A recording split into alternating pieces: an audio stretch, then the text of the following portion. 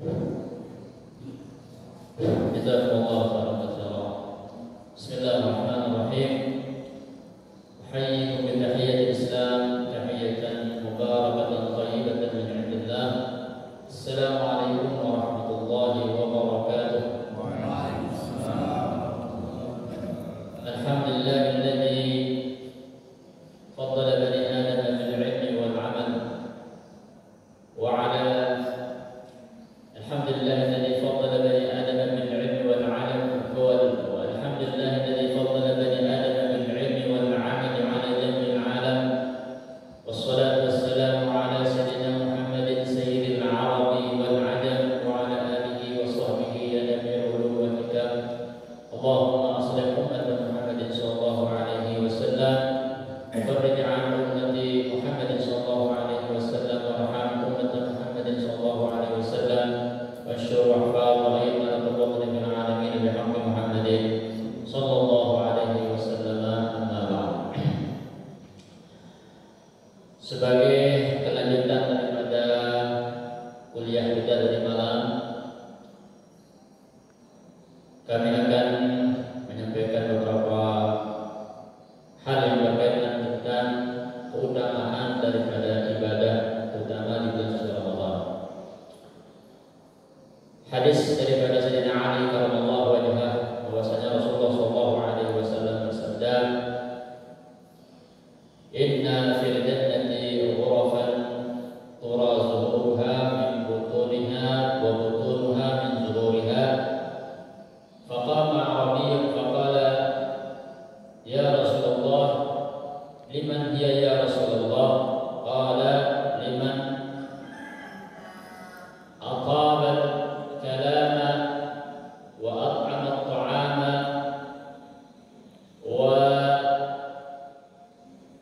الطعام وأفشى السلام وأدام الصيام وصلى بالليل والناس نيام. Dalam hadis ini riwayat daripada Sayyidina Ali radhiyallahu anhu bahwasanya Rasulullah sallallahu alaihi wasallam bersabda, sesungguhnya di dalam surga itu ada suatu ruang atau kamar atau istana di mana nampak zahirnya dari dalamnya dari luarnya. Kemudian ada orang bertanya kepada Rasulullah sallallahu alaihi wasallam, dia berdiri dan bertanya, "Liman dia ya Rasulullah?" Untuk siapakah surga ini ya Rasulullah, surga yang begitu mulia ini? Rasulullah sallallahu alaihi wasallam bersabda, "Liman athaba kalam." Sebagai orang-orang yang baik bahasanya, tutur katanya, sopan santun di dalam berbahasa, tata krama, ya. Sehari-hari kita berkomunikasi, berinteraksi dengan sesama kita, walaupun kita berbeda suku misalnya, berbeda agama, namun kita satu bangsa, satu bahasa, satu cita-cita untuk bangun berbangsa negara bersama-sama, maka semuanya itu bernilai kebaikan. Apalagi dengan sesama kita semua muslim, ya semuanya bernilai kebaikan. Liman athaba kalam, itu orang-orang yang baik di bahasanya. Kemudian waliman at'ama ta'am wa adab siyam, orang yang selalu berpuasa, terutama puasa Ramadan, termasuk juga puasa sunat, puasa Senin Kamis.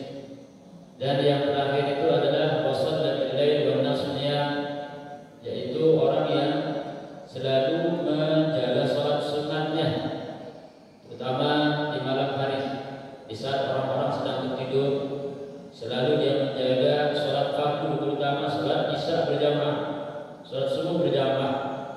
Dalam salah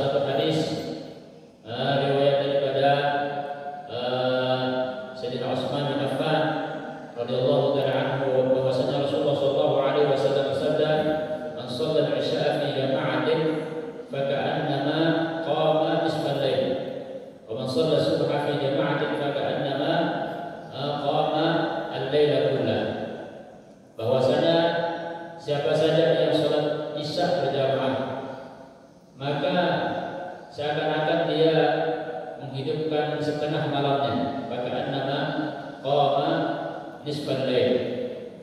Walaupun setengah malamnya itu dia tertidur, tetapi dicatat dia ibadah karena berkah dia salat isya berjamaah. Kemudian lebih-lebih lagi salat subuh berjamaah seperti yang kita laksanakan pada pagi hari ini. Wa man shalla subha fi jama'atin faka'annama qama al-laila kullahu. Barang siapa yang salat subuh berjamaah, seakan-akan dia menghidupkan semalam sujud dia ibadah dari maghrib sampai subuh, bernilai ibadah waktunya yang 12 jam itu bernilai ibadah. Nah, ini keutamaan daripada kita sholat isya berjamaah, sholat subuh berjamaah. Lebih-lebih lagi di bulan suci Ramadan, di mana bulan suci Ramadan ini melatih kita untuk disiplin dalam melaksanakan ibadah. Harus bersabar, harus istiqamah. Jangan sampai ibadah itu kita anggap suatu beban, tapi jadikanlah ibadah itu suatu kewajiban. Kewajiban kita sebagai hamba Allah Subhanahu wa taala, di mana kita diciptakan semata-mata untuk beribadah kepada Allah Subhanahu wa taala. Wa ma khalaqtul jinna wal insa illa liya'budun. Itu dalam Al-Qur'an. Wa ma khalaqtul jinna wal insa illa liya'budun. Ma uridu minhum min rizqin wa ma uridu an yut'imun innallaha huwal razzaqu dzul quwwatil matin. Bahwa manusia hidup di muka bumi ini satu tujuannya, yaitu beribadah kepada Allah Subhanahu wa taala. Ibadah itu ada dua dimensi. Yang pertama ibadah, yaitu melaksanakan perintah Allah, baik itu sholat, puasa, zakat, haji, atau melaksanakan kebaikan-kebaikan yang telah disampaikan oleh Rasulullah SAW seperti thayyibul kalam, it'amut ta'am, ifsahus salam, kemudian dawamus siyam, kemudian lagi salat bil lail atau qiyamul lail. Itu semuanya kebaikan. Kebaikan itu bernilai ibadah. Ada juga dimensi menjauhi larangan Allah Subhanahu wa taala. Mana termasuk larangan Allah? Ya, di antaranya adalah meninggalkan puasa. Dia meninggalkan puasa, berarti dia melanggar larangan Allah Subhanahu wa taala. Dia tidak mau sholat, berarti dia melanggar larangan Allah Subhanahu wa taala. Nah, ketika seorang hamba bisa menahan nafsunya untuk melakukan maksiat atau melakukan dosa, termasuk juga meninggalkan ibadah tadi, karena meninggalkan ibadah itu termasuk dosa, meninggalkan perintah itu termasuk dosa. Maka mereka yang sanggup meninggalkan seluruh larangan-larangan Allah itu berarti dia sedang beribadah kepada Allah Subhanahu wa taala. Jadi ada dua macam ibadah. Ibadah yaitu melaksanakan perintah Allah, dan yang kedua ibadah yaitu meninggalkan larangan Allah Subhanahu wa taala. Jika kedua ibadah ini sudah disatukan, maka mereka akan mendapatkan derajat atau predikat yang dinamakan dengan al-muttaqin, itu orang-orang yang bertakwa. Untuk mendapatkan predikat takwa itu tidak mudah. Harus kita menekan yang namanya nafsu kita ini. Karena nafsu ini lebih berbahaya daripada setan. Banyak orang yang bertanya, katanya di bulan Ramadan itu semua setan itu dibelenggu. Ya betul, karena itu adalah sabda Rasulullah SAW. Tidak ada setan yang beroperasi. Tetapi ingat bahwa pada diri manusia itu ada nafsu. Ada unsur nafsu, manusia itu punya unsur nafsu. Nah, nafsu ini lebih berbahaya daripada setan. Sebagaimana disampaikan oleh Imam Al-Ghazali di dalam risalahnya, satu ungkapan mengatakan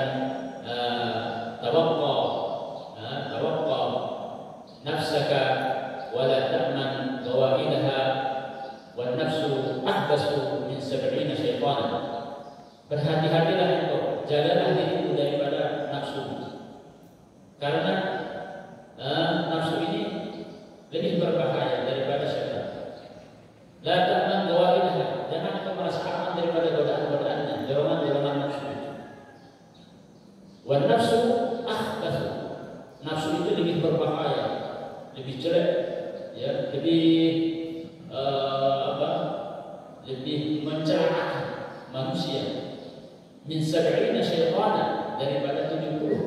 setan. Setan dia tidak bisa banyak berbuat kalau manusia itu sudah bisa mengalahkan atau menekan nafsunya.